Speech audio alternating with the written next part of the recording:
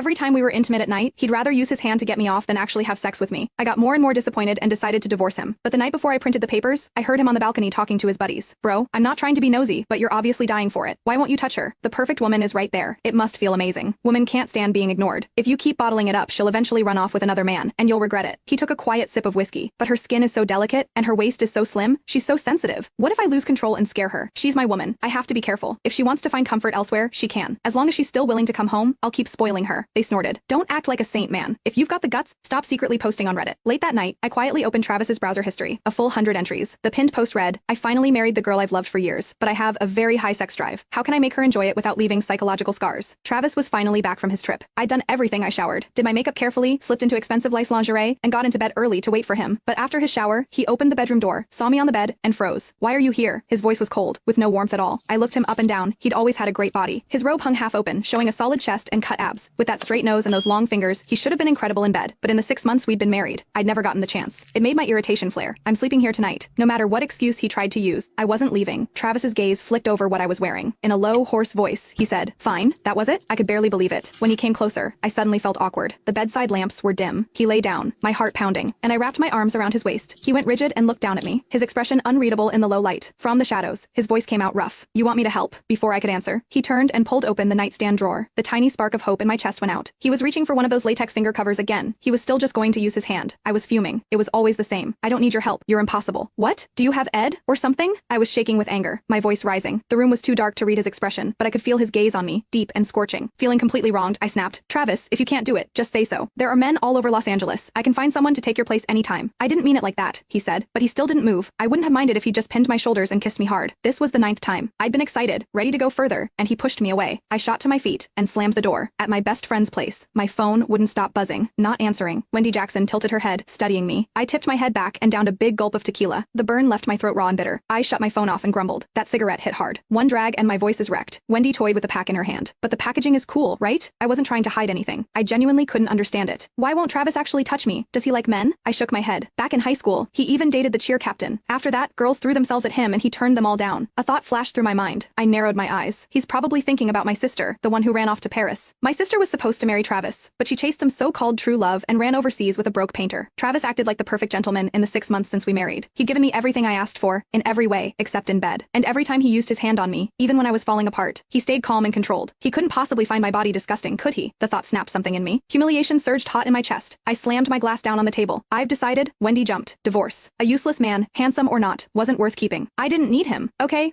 stop drinking. Wendy